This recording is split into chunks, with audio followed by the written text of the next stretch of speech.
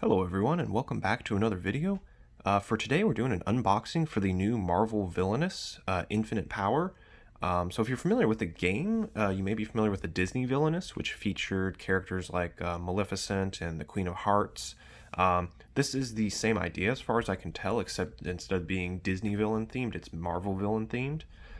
Basically the idea behind the game is that each player takes the role of one of the villains featured, and you have an objective that you have to complete, and it's all based on that specific villain.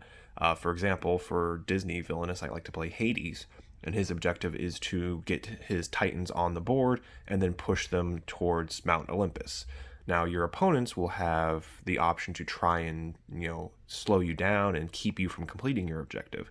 And basically, that's the whole game: is whoever can complete their objective first, while you guys are kind of working against each other. It's a really fun game series. I highly recommend you check it out if you're into Disney. This one is the the starter set, you could say, for the Marvel series, which I'm assuming eventually they'll come out with more expansions as well, because the Disney one had, I believe, 3 expansions with a couple more villains in each set. So let's go ahead and get this unboxed. I really like that they feature Thanos on the cover. Really kind of emphasizes the idea of the game. Now this one looks like, let's see, it comes with Thanos, Hela, Ultron, Killmonger, and Taskmaster. Now I'm not too familiar with the Marvel universe outside of the cinematic universe, so I recognize all of those except for Taskmaster. I'm not sure what comic books he appears in. If anyone wants to let me know, feel free to do so in the comments below. I am going to ruin this box trying to get this thing open. Oh gosh. Or knock the tripod over, because that does tend to happen. Alright, cool. Got those off there. Let's open it up. There we go. Alright, so here is the instruction booklet. Neato. And again, I'm assuming it's more or less the same as... Yeah, so this is, as far as I can tell, about the same. There's these new specialty tiles. I'm not sure what that's about, but that'll be interesting. Power tokens, strength tokens, soul mark tokens. So the power tokens are basically what you use to use abilities. You spend power and you get to play a card or something along those lines, or activate an ability. What the strength token and soul mark tokens are, I'm not sure.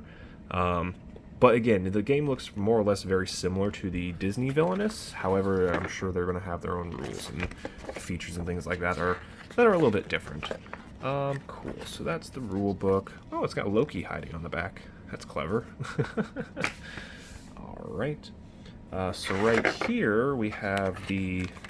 I forget what they called it for the Disney Villainous, but basically the idea is you store all the power tokens in here.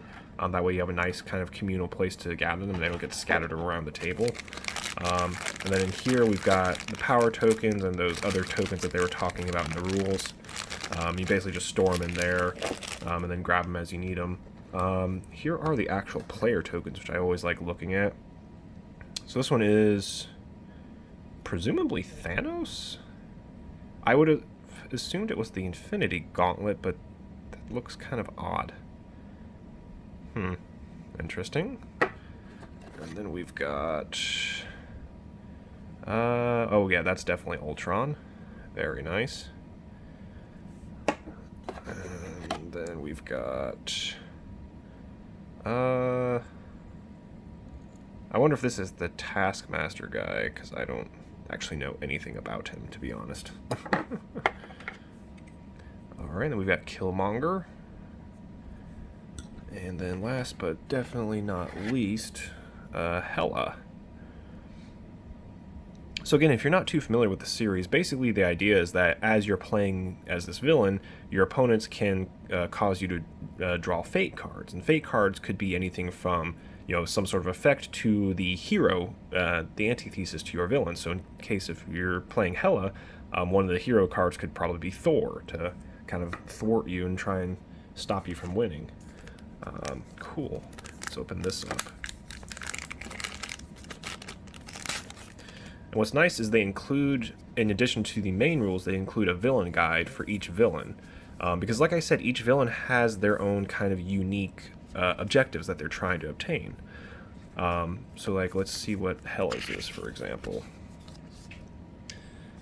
So Hela's objective is to have a combination of 8 allies and soul marks and no opposing characters at Odin's Vault. So Odin's Vault would be a location on her game board.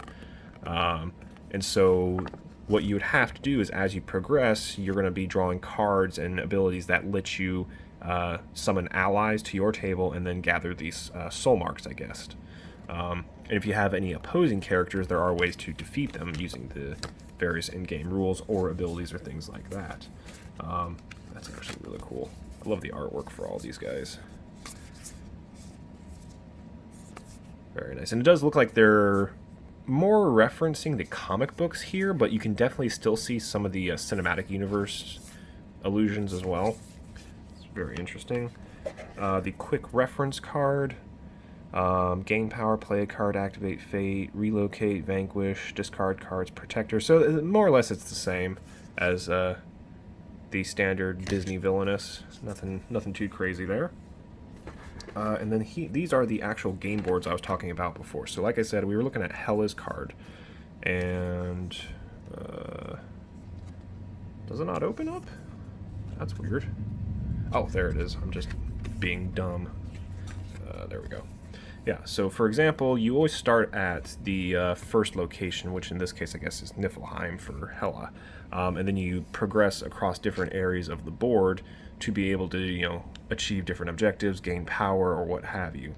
And in this case, her objective, which is always down here, have a combination of 8 allies and soul marks and no opposing characters at Odin's Vault. So basically she has to get all of her allies down here to Odin's Vault. And she can't have any enemies up here. Very interesting. Curious to see how that plays out. And then, of course, all of the other ones have their own board. So Taskmaster has his, Killmonger, Thanos, Ultron. Very nice. And then all of the different decks are in here as well.